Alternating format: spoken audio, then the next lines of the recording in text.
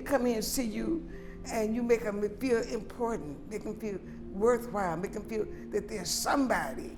Good morning, how are you this morning? The chance to thrive. Beautiful day here. It's all we really want, especially for our children. Good morning, good seeing you. Gloria Williams, the longtime greeter at this small school housed in a D.C. church, knows full well the secret to winning each day in this unique educational environment. How are we going to count to 27 today?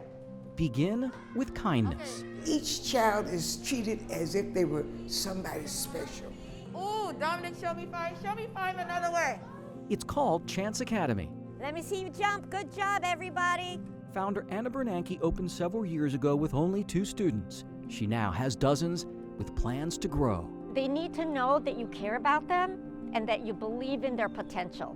You want to share that? Yeah!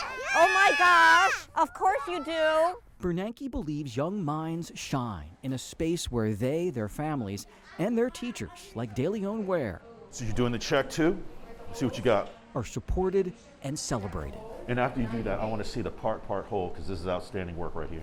The biggest thing that I think anybody can take from this whole thing is that it can be done. It's called Chance Academy for a reason, because they give you second chances. The child first, loving the child, supporting the child, and then challenging them academically.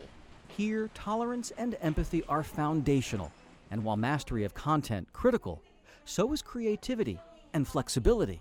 It could be a hard C, but this is going to be a K, okay? It just opened my mind up to like so many different things. Former student Samia Robinson could not wait to enroll her 5-year-old Leilani. Good job, Leilani. It's going to be amazing. It's going to be really great, and I'm really excited for her. Clean up your Play-Doh so we can have a mass break. Bernanke accepts all kinds of students, but the majority are highly motivated Black and brown children from challenging backgrounds. Your child's going to be in great hands. Cindy and Josue Escobar are flourishing after coming here years ago not knowing English. It's literally like if the teacher was just teaching you by yourself. Yeah, it is supposed to be an A. You knew that. It's not radical to think that every child needs to be loved. It's not radical to think that every child has a talent, a gift that is precious.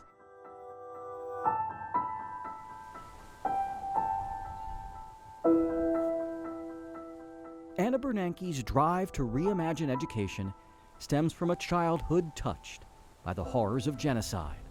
My parents were Holocaust survivors. Anna says when her parents, Lenka and Otto, were newlyweds, the Nazis swept through their town in the former Yugoslavia, wiping out her father's entire immediate family. Otto and Lenka literally ran for their lives into the mountains. I'm here because people sacrificed their lives to save my parents. Members of an underground network guided her young parents over the Alps into Italy, where Anna and her brother were born. They eventually emigrated to the U.S., where their parents drilled into their DNA that the finest of educations would be their only salvation.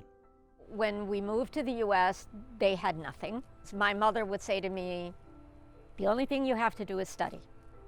We'll make sure you're fed and clothed, but just study. Anna married a man named Ben, an economist who went on to chair the Federal Reserve. She followed her passion of teaching, but soon found that cultivating wisdom from a child with means was not nearly as rewarding as creating equity in education for someone who was just as smart, but didn't have as much.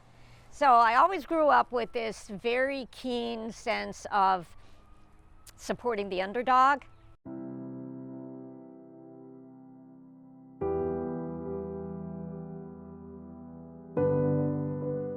To realize her dream of building an even playing field for the underdog, Anna Bernanke stunned even her biggest fans. Maybe what we need is a place with more land. Bernanke didn't just buy any 10-acre lot in Bowie, Maryland for Chance Academy's new home. She knowingly purchased land symbolic of oppression and inequality. We're actually on the tract, original tract from the 17th century that was known as Darnell's Grove.